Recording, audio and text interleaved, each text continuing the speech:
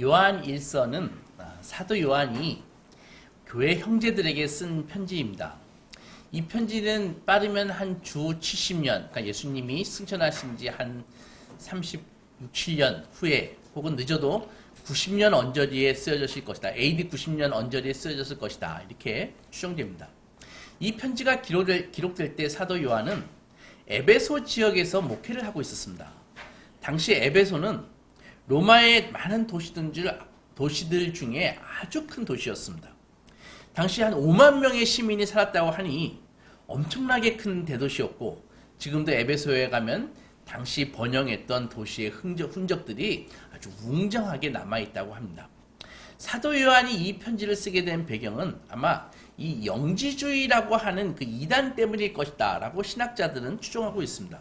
영지주의는 동양의 신비학과, 그리스 철학과, 그리고 기독교의 일부 내용이 이렇게 막 짬뽕이 돼가지고 기독교와는 전혀 다른 이단입니다. 그들의 교리에 의하면 구원이 사람의 몸으로 오신 예수 그리스도의 그 속죄를 토대로 믿음으로 구원을 받는 것이 아니라, 영지주의는 인간의 깊은 영혼 속에 아주 비밀스러운 지식이 있고 하나님이 그 빛을 탁 일깨워서 그 지식을 온전하게 하심으로 자기들이 구원을 얻는다라고 보았습니다. 그래서 그들은 아주 비밀스러운 주문을 딱 간직하고 있으면서 아주 소수에게 그 비밀스러운 주문 같은 것을 알려주기도 하고 또 그런 일을 벌였다고요. 그래야 구원을 받는다 이렇게.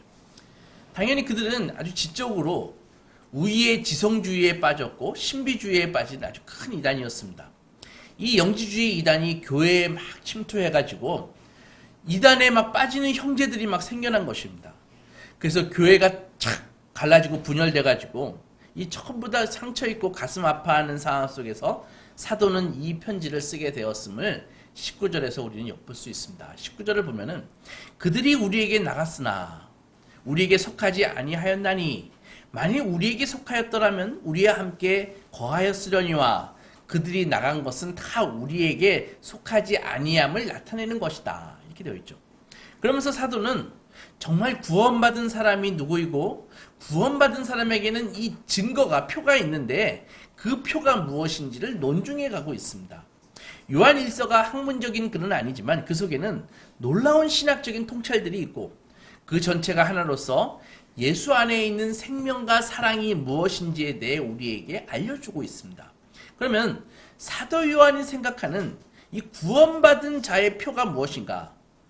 3장 13절을 보면 형제들아 세상이 너희를 미워하여도 이상히 여기지 말라 라고 먼저 딱 이야기하고 있습니다. 그러니까 구원받은 사람의 표 중에 하나가 세상으로부터 미움을 받는 것입니다. 그러니까 반대로 세상이 나를 너무 좋아해. 그러면 사실 구원을 좀 의심해 봐야 됩니다. 왜냐하면 하나님의 자녀로서의 정체성이 확실하지 않다는 것이거든요. 즉 사도는 하나님을 믿는 자녀들과 세상은 다른 사회입을 아주 분명히 이야기하고 있습니다. 너희들은 하나님께 속했고 그리스도로 말미암아 구원받은 사람들이다. 그렇기 때문에 세상이 너희를 미워하는 것은 당연해. 그걸 이상하게 여기지 말라라고 우리에게 알려주고 있는 것입니다. 그러면서 사도는 구원의 표에 대해서, 구원받은 자의 증거에 대해서 이야기하는데 14절에 우리는 형제를 사랑함으로 사망에서 옮겨 생명으로 들어간 줄을 알거니와 사랑하지 아니하는 자는 사망에 머물러 있느니라. 구원받은 성도에게는요 많은 변화가 반드시 일어납니다. 영혼의 변화인데 먼저 하나님을 향해서 죽어있던 영혼인데 성령의 역사로 예수를 믿고 거듭나게 되죠. 이렇게 중생한 영혼은요 의식 속에서 회심을 경험하게 되고 회심한 사람은 마음에 놀라운 변화를 겪습니다. 예전에 예전에 갖고 있지 않았던 새로운 감각이 생겨납니다. 많은 것들이 있지만 그것들의 가장 대표적인 것은 하나님이 계시다고 하는 사실, 그리고 하나님은 거룩하시고 자신은 하나님의 긍휼이 필요한 비참한 죄인이라는 사실을 깨닫게 됩니다. 그리고 하나님의 영광에 대해서 눈을 뜨면서 지금껏 자기가 그렇게 열심히 추구했던 이 세상의 번영과 성공들이 얼마나 하찮은 것인지를 깨닫게 되는 것입니다. 또한 하나님이 지극히 거룩하시고 순결하신 분이심을 깨달으면서 죄에 대한 감각이 생겨납니다. 그 삶은 내가 그전에는 이 죄의 삶을 살았던, 익숙하게 살았던 삶인데 그것이 예수님을 십자가에 못 박아 죽게 만드는 원인임을 내가 깨닫게 되면서 그러면서 회개하게 되고 하나님의 용서를 경험하게 됩니다. 가장 중요한 특징은 이전에 자신이 인정하지 않았던 그 절대자 하나님으로부터의 인격적인 사랑에 대한 감각이 생겨납니다. 그래서 내가 절대자이신 하나님으로부터 사랑받는 존재구나, 그것을 알게 되는 것이죠. 그래서 그 하나님의 사랑에 대한 감각은 이제 그의 믿음의 뿌리를 이루게 되는 것입니다. 그렇게 되면 눈에 보이지 않는 하나님께 사랑을 고백하고 지금까지 살아온 자신의 삶을 살아보면서 하나님이 언제부터인가 모르지만 자기의 그 기억 이전부터 자기를 사랑했지만 지금까지 수많은 세월 동안 그 사랑에 내가 응답하지 않았다는 그 사실 때문에 마음이 아파하고 후회하게 되는 것이죠. 사도 요한은 오늘 구원받은 사람의 표를 이야기하고 있지만 모든 것을 말하는 것은 아닙니다. 왜냐하면 이 편지를 쓰게 된 동기 자체가 아까 말씀드렸다시피 교회에서 그 이단으로 인해 교회에서 떨어져 나간 형제들로 인해서 교회가 지금 막 부결하고 엄청난 상처 가운데 있었거든요. 그러니까 남아있는 형제들이 하나님의 사랑으로 서로 교제하고 그 사랑 안에서 하나가 되기를 원하는 것이었기 때문에 오늘 특별히 사도 요한이 집중하고 있는 주제가 바로 형제 사랑이라는 것입니다. 사도는 구원받은 자의 여러 가지 표징 중에 하나가 더 정확하게 형제에 대한 사랑을 이야기하고 있습니다. 이게 동의가 되나요? 구원받은 자의 표징이 형제를 사랑하는 거다. 옆에 있는 그저 그런 사람을 사랑하는 것이 어떻게 내가 구원받았다는 증거가 될 수 있냐, 이런 것이죠. 아마 사랑할 만해야 사랑을 하지. 옆 사람이 이쁜 것도 아니고 돈이 많아서 내 도움이 되는 것도 아니고 그렇다고 인간성이 좋아 보이는 것도 아니고 그런 사람을 형제라는 이유로 사랑하는 것과 내가 구원받았다는 것과 도대체 무슨 상관이 있냐, 그것이죠. 이것에 대한 요한의 논리는 이것입니다. 만약에 우리가 정말로 구원받은 사람들이라면, 즉 우리가 사망에 있다가 영적인 생명으로 들어간 사람들이라면 우리에게는 어떤 표가 있을 것이다, 어떤 증거가 있을 것이다. 그 증거가 바로 형제를 사랑하는 것이라고 이야기하고 있는 것입니다. 여기에서 형제는요, 세상 사람도 아니고 우리 엄마 아빠가 난 혈육이나 가족도 아니고 믿음의 공동체 안에 있는 우리 형제를 이야기하는 것입니다. 반대로 말하면 만약에 어떤 사람이 이 믿음의 공동체 안에 있는 형제를 사랑하지 않는다면은, 물론 이게 순간적인 미움을 의미하는 것은 아니에요. 지속적으로 어떤 형제를 미워한다면은 그는 아직까지 사망에 머물러 있는 사람이다 라는 논리입니다. 한마디로 구원받은 사람의 가장 확실한 증표는 바로 사랑이라고 말하고 있습니다. 그렇다면 사도는 어떤 논리로 구원받은 증거가 사랑이라고 이렇게 하고 있는 것일까요? 먼저 하나님을 사랑한다는 것은 모든 신자에게 공통된 것입니다. 회개하고 구원을 받는 순간 예외 없이 그가 누구인지 간에 그가 받은 구원이 참된 것이라면은 다 하나님을 사랑하게 되어 있습니다. 하나님을 사랑한다고 하는 것은 하나님께서 사랑하기를 원하는 모든 대상을 사랑하는 것을 포함하는 것입니다. 하나님을 사랑하니까 하나님이 사랑하는 것도 사랑하게 된다는 것이죠. 하나님은 삼위일체의 하나님이십니다. 성부, 성자, 성령 위격이 그 세 위격이 영원 전부터 서로 사랑하고 계십니다. 세 위격이 바로 사랑이라는 것으로 연결되어 있는 것입니다. 이것이 우리 하나님의 존재 방식이라고 하는 것이죠. 바로 그 사랑이 하나님이 탁월한 지혜 속에서 세상을 창조하셨습니다. 성자, 성부, 성령 하나님이 함께 하시면서 하나님의 본질 안에서 사회를 이룬 것처럼 서로 사랑할 수 있는 능력을 가진 우리 인간을 하나님께서 창조하셨거든요. 그래서 성자, 성부, 성령 하나님이 사랑으로 연합하신 것처럼 우리 인간들도 서로 사랑하면서 인류가 생육하고 번성하기를 원하셨습니다.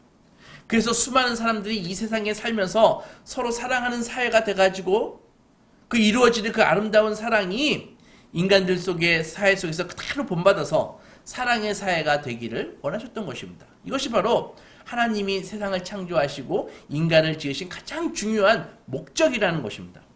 하나님의 형상대로 창조받은 인간은 바로 이렇게 사랑할 수 있는 능력을 갖고 있기 때문에 또 무엇인가 누군가는 모든 사람은 무엇인가 다 사랑하고 있는 것이죠. 예수를 믿거나 안 믿건 간에 사랑하지 않는 사람은 없습니다. 다만 그 사랑의 대상이 다른 것뿐입니다. 예수 믿는 사람들은 하나님을 사랑하고 예수를 사랑하지만은 예수 믿지 않는 사람은 하나님을 사랑하지 않지만 다른 어떤 것을 사랑하는 것이죠. 그게 돈이 됐건 무엇이 됐든지 간에. 인간의 행복은요, 바로 사랑에서 오는 것입니다. 또한 인간의 불행도, 인간의 고통도 바로 사랑에서 오는 것입니다. 올바른 것을 올바른 질서대로 사랑하는 데서 인간은 행복하게 되는 것입니다. 반면에 잘못된 것을 잘못된 방식으로 사랑함으로써 인간은 불행해지는 것입니다.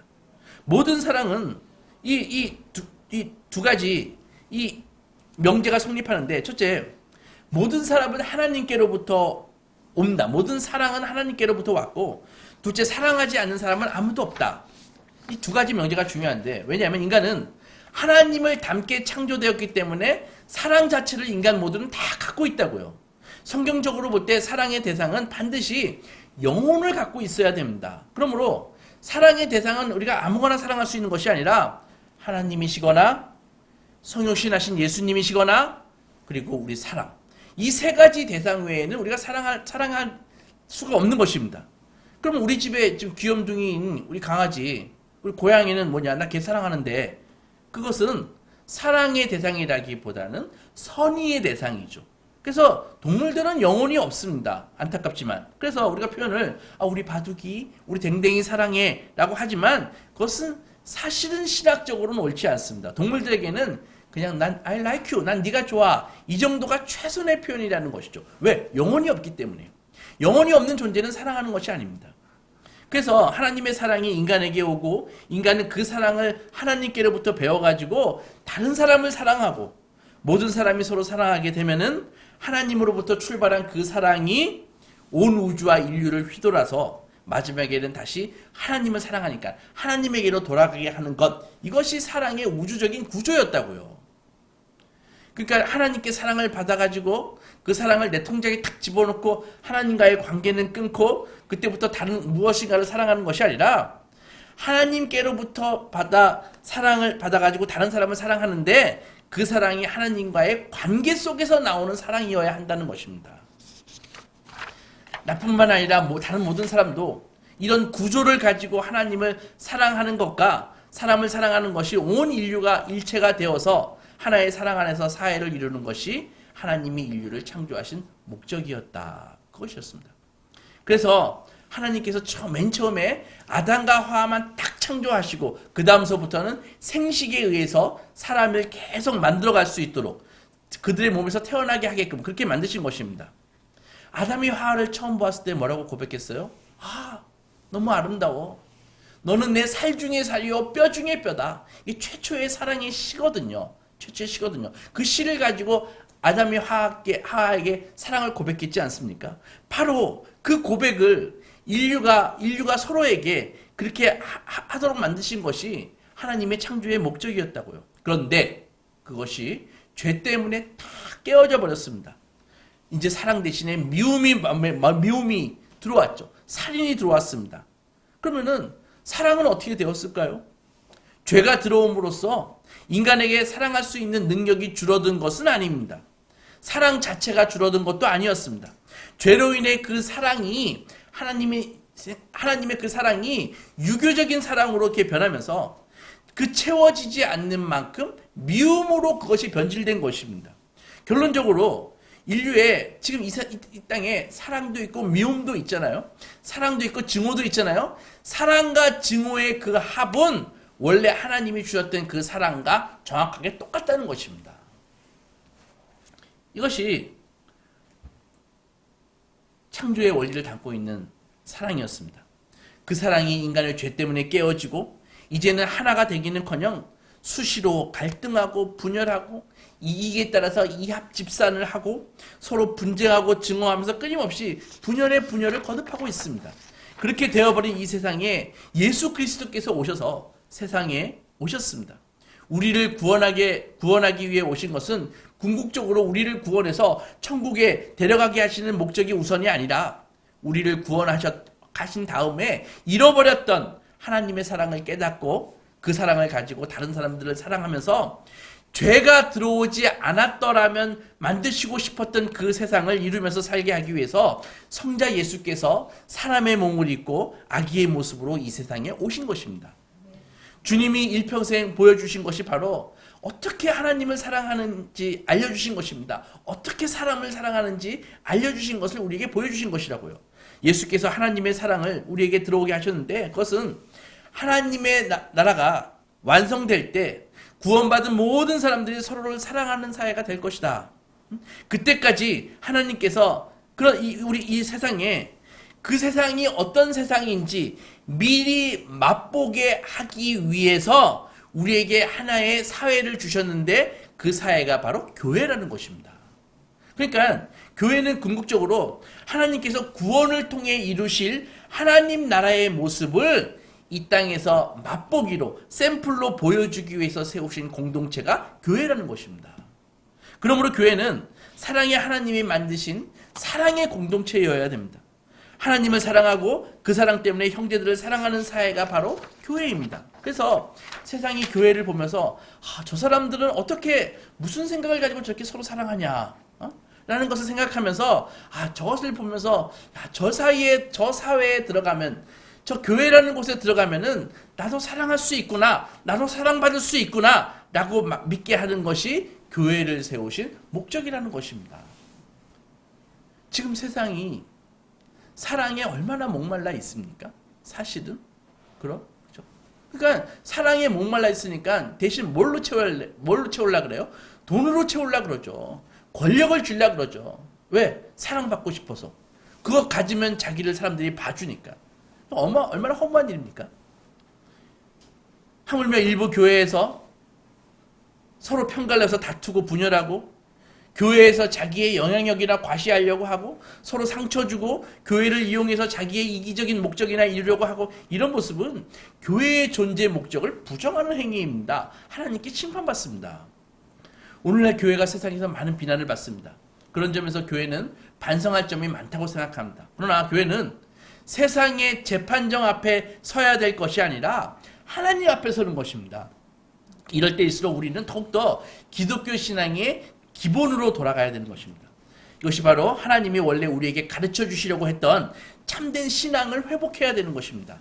하나님의 나라가 사랑의 나라라는 것을 샘플로서 지상에 있는 하늘나라의 모습으로 교회는 돌아가야 되는 것입니다. 그래서 구원의 증거는 결국 뭐냐? 하나님을 사랑하고 형제를 사랑하는 것. 이것이 구원의 표입니다. 사도 요한의 설명은 간결하죠. 영적인 생명과 사랑은 연결되어 있어. 영혼이 살아있는 사람은 형제를 사랑하게 되어 있어. 영적으로 죽은 사람의 상태는 반드시 형제를 미워하게 되어 있어. 이게 아주 분명하게 이분법적으로 그렇게 설명을 하고 있는 것입니다. 3장 15절을 보면 그 형제를 미워하는 자마다 살인하는 자니 미워하는 자마다 살인하는 자니 살인하는 자마다 영생이 그 속에 거하지 아니하는 것을 너희가 아는 바라. 그래서 13절에서 보면은 사망에서부터 옮겨 생명으로 들어간 것이라고 구원을 그렇게 말하고 있어요. 구원은 사망에서부터 생명으로 들어간 것이 구원이다. 이렇게. 그럼 생명이란 뭡니까? 사실 생명이란 뭐냐고 물어보면은 설명하기 쉽지 않습니다. 누구도 생명이 무엇인지 명쾌하게 정의 내리기가 어렵습니다. 누군가 우리에게 세상을 누가 창조했나요? 라고 물으면은 주저없이 하나님이 창조하셨죠. 그러면은 생명을 가진 인간은 누가 창조했나요? 라고 물으면 그것도 하나님이 창조하셨지 라고 대답합니다. 그러면 하나님은 누가 창조했나요? 라고 물으면은 하나님에게는 그 질문이 성립되지 않습니다. 왜냐하면 하나님은 영원 전부터 영원 후까지 스스로 계시는 분이시기 때문입니다. 그러므로 생명은 스스로 존재하게 해주는 것이라고 말할 수 있습니다. 신학자들은 생명을 둘로 나누는데 하나는 창조된 생명과 창조되지 않는 생명으로 나눕니다. 창조되지 않는 생명은 무엇입니까? 하나님 한 분이시죠. 하나님 자신은 창조된 생명이 아니라 하나님 자신이 생명이십니다. 나머지 모든 생명은 하나님에 의해 창조되어 존재하고 있는 것입니다. 생명은 자신을 살아있도록 지탱하는 힘인데 우리들이 착각하는 게 한 가지가 있어요. 생명이 스스로 생명을 가지고 있다고 생각하는 사람들이 많이 있습니다. 그러나 우리가 눈에 보고 있는 생명은 다 뭐예요? 시한부입니다. 영원한 것이 없어요. 얼마 후에는 모든 생명이 다 죽어버립니다. 사람 포함해서. 우리는 왜 죽는지 이런저런 원인을 찾을 수 있을지 모르지만 그러나 궁극적으로 이 생명과 죽음 사이가 무엇인지는 우리는 알 수가 없습니다. 우리가 살아있는 동안에는 가고 싶은 것 가고 먹고 싶은 것 먹고 만나고 싶은 사람 만나고 하고 싶은 일 하면서 살지만 그러나 나이가 들어 점점 이 생명의 에너지가 점점 감퇴하면서 시력도 약해지고 혀놀림도 어루래지고 몸도 아프고 해서 어느 순간에 생명의 작용이 탁 끝나면 그때부터 호흡이 멈추면서 우리 몸은 싸늘하게 식어가고 빠르게 부패가 진행됩니다. 그러니까 생명은 참으로 신비한 것입니다. 도대체 생명은 어디에서 와서 죽은 다음에 어디로 가는 것일까? 생명은 우리가 살아있는 동안에 스스로 몸이 살아있도록 지탱해주는 그런 힘을 끊임없이 재생산하면서 인간이 살아 존재하게 하는데 도대체 그렇게 만드는 것이 무엇일까? 궁금하지 않을 수 없습니다. 이에 대해 성경은 아주 간단하게 이야기합니다. 생명은 창조된 것이 아니라 원래 생명이신 하나님이 붙들고 있는 거야. 이렇게 성경은 이야기한다는 것이죠. 그러니까 우리가 살아있는 게 내가 생명이 내 스스로 갖고 있기 때문에 살아있는 것이 아니라 나는 지금 하나님이 붙들고 있기 때문에 내가 살아있는 거야. 이렇게 이야기하고 있다는 것이죠. 창세기 3장을 자세히 읽어보면은 하나님이 처음에 아담의 몸을 흙으로 빚으신 다음에 몸은 흙으로 빚으셨지만 아담의 영혼은 하나님께서 숨을 불어넣으셨음을 우리는 알고 있습니다. 그러니까 우리 영혼의 원천이 바로 물질이 아닌 것입니다. 그래서 사도행전 17장 28절에서 아주 중요한 말씀을 했는데 우리가 그를 힘입어 하나님을 힘입어 살고 기동하며 존재하느니라 이런 말씀을 하셨다고요. 그러니까 이 말씀을 그냥 읽으면 그냥 그런가 보다 하는데 잘 생각해 보면 정말 기가 막힌 것입니다. 내가 살아있는 것이, 내가 기동하는 것이, 내가 존재하는 것이 바로 하나님을 힘입어 있는 거야. 하나님이 붙들고 계시는 거야. 라는 그런 놀라운 진리의 말씀이라는 것이죠. 이렇게 인간은 육체와 영혼으로 이루어져 있고 육체가 정상적으로 기능하기 위해서는 그 육체를 운영하는 생명이 필요합니다. 우리는 짐승처럼 생리적인 기능만 하는 상태를 가지고 살아있다고 말하지 않습니다. 인간은 다른 동물들과 같이 나의 결정 속에서 의미를 찾아가는 존재이기 때문입니다. 그런 의미를 찾아가는 것을 포기할 때 그거는 숨을 쉬고 있을지언정 살아있는 사람이다 라고 살아있는 게 아닌 것이죠. 무슨 말인가 하면 우리는 매일매일 일어나는 이 슬프고 기쁘고 가슴 아프고 눈물 나도록 슬픈 일들을 경험하면서 그것의 의미가 무엇인가를 생각하면서 그것을 해석하면서 사는 존재입니다. 그런데 오늘 일어난 작은 일 하나 때문에 마치 인생 전체가 활짝 핀 것처럼 막 낙관하거나 아니면 오늘 일어난 가슴 아픈 일 그 하나 때문에 정말 인생이 끝난 것처럼 극단적인 선택을 생각할 정도로 죽어버릴까 하면서 그렇게 한다면 그건 진정으로 살아있는 영혼이라고 말할 수 없는 것입니다. 유감스럽게도 수많은 사람들이 지금 이러고 살고 있습니다. 하나님을 모르는 사람들이. 이번 주 신문에 흥미로운 기사가 하나 있었는데 하나 여쭤보겠습니다. 우리나라에서 몸이 가장 건강한 사람들이 사는 곳이 어디일까요? 어디일까요? 우리나라에서 가장 몸이 건강한 사람들이 사는 곳이.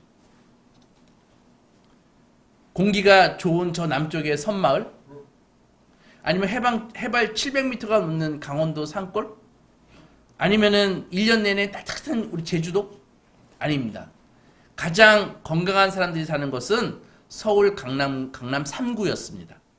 양재천을 따라서 산책로가 잘 형성되어 있고 의료 인프라가 잘 깔려 있고 교육을 잘 받은 사람들이 살고 있기 때문에 건강도 잘 챙기기 때문이랍니다. 그럼 한 가지 더 여쭙겠습니다. 우리나라에서 몸이 가장 건강한 사람들은 서울 강남 3구에 사는데 마음이 가장 허약한 사람들이 사는 곳은 어디일까요? 아이러니하게도 강남 상구였습니다. 누구나 살고 싶어하는 그 강남권에서 신체는 건강하지만 이미 정신은, 그 영혼은 위험 수위에 다다라 있다는 것입니다. 이것이 풍요의 역설입니다. 끊임없이, 왜 그런가 봤더니 끊임없이 경쟁하고 끊임없이 비교하고 그런 압박감으로 행복하지가 않습니다. 정신과의 사람들이 문전성시를 이루는데 거기 보면은 다 대기업 직장인, 로펌 변호사, 수험생, 의대에 가기 위해서 영어 유치원 입학시험을 봐야 하는 5살짜리 어린아이들, 이런 아이들이 정신병원에 온다는 거예요. 미친 거 아닙니까? 다양한 직종과 연령대의 환자들이 정신과 병원을 방문하고 있습니다. 서초구 주민 A씨는 남들이 부러워하는 회사에 다니지만 상사로부터 끊임없이 폭언에 시달리면서 이 스트레스가 심해가지고 병원에 찾아왔다고 합니다. 이해되시죠? 그 직장 문화를. 그들은 가혹한 경쟁과 극단적인 비교 문화, 서로에 대한 혐오, 갈등으로 정신적으로 다 병든 사람들입니다. 이런 현대인들은 살아있지만 살아있는 것이 아닌 것입니다. 그들의 영혼은 다 병들어 죽어 있습니다. 사랑하는 소망교회 성도 여러분, 우리 자아상을 보십시오. 비교와 생존 경쟁으로 하루하루 허덕이며 살고 있습니다. 하나님을 안 믿으니 하나님의 은혜나 그딴 거는 잘 모르겠고 그저 오늘 나의 알량한 능력과 생명을 갈아 넣어가지고 젊음을 갈아 넣어서 생존을 위한 처절한 몸부림만 남아 있습니다. 이런 와중에 우리의 몸과 영혼은 만신창이가 되는 것입니다. 그래서 육체의 생명과 함께 반드시 필요한 것이 영혼의 생명입니다. 그럼 성경에 의하면 우리는 죄로 말미암아 죽을 수밖에 없는 그런 존재가 아니라 이미 죄와 허물로 죽었던 사람들입니다. 왜 산 사람을 죽었다고 하죠? 우리 육체가 죽었다는 것이 아니라 영적으로 죽었다는 것입니다. 육체는 살아있습니다. 육체는 물질이기 때문에 호흡이 끊어지고 피가 흐르지 않으면 죽는 것입니다. 그러나 영혼은 어떻습니까? 영혼은 불멸합니다.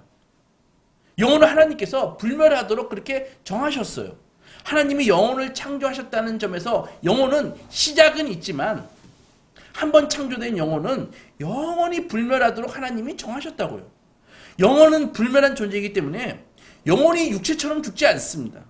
육체가 살아있든 죽었든 영혼은 계속 살아있는 것입니다. 그러면 성경은 왜 죽은 영혼이라는 표현을 쓰고 왜 죽었던 영혼, 죽은 영혼의 행실, 왜 이런 표현을 쓰냐? 잘 들어보십시오. 성경은 영혼의 원천이신 하나님이 생각하는 대로 살아있는 영혼이 아니면은 살아있어도 살아있다고 말하지 않는 것입니다. 영혼의 원천이신 하나님과 분리되어서 하나님과 관계없이 살아가는 영혼은 그 영혼을 죽어있다라고 성경은 말하는 것입니다. 하나님과 분리된 영혼이 다스리는 육체는 통제력을 잃고 그냥 세상의 가치관에 막 흔들리며 무지와 불확신 가운데 고통하며 사는 것입니다. 하나님과의 분리, 이것이 인간이 가진 가장 절망적인 현실입니다. 답은 하나님과의 연결이죠. 분리되었으니까. 그러나 분리의 원인이 무엇이었습니까? 죄였습니다. 죄로 인해 분리되었기 때문에 그 죄 문제를 해결하지 않으면 하나님과 연결될 수 없습니다. 근데 죄 문제를 인간이 해결할 수 있습니까? 없습니다. 답 없습니다. 그렇기 때문에 2000년 전 하나님께서는 당신의 유일하신 아들 예수 그리스도를 이 땅에 아기의 모습으로 보내셨습니다. 우리의 죽은 영혼을 살리시고 그 살아난 영혼들에게 하늘의 자원을 다시 풍성하게 공급해 주심으로 인해서 우리 원래의 모습으로 돌려놓으시기 위해서 하나님께서 우리에게 손을 내미신 것입니다. 오늘 대강절 셋째 주일입니다. 겸손의 왕이신 예수께서 가장 낮은 곳으로 우리를 만나기 위해서 오셨습니다. 아무쪼록 우리 소망가족 모두 이 성탄의 계절에 아기로 오신 예수 그리스도 그분을 죄로 인해 죽은 우리를 하나님과 연결시켜 주신 나의 주 나의 하나님으로 영접하시고 하나님과 끊어져서 초래된 그 고통 중에 신음하고 있는 세상에 우리 형제들에게 이 기쁨의 소식을 전하시기 주님의 이름으로 축원합니다. 아멘.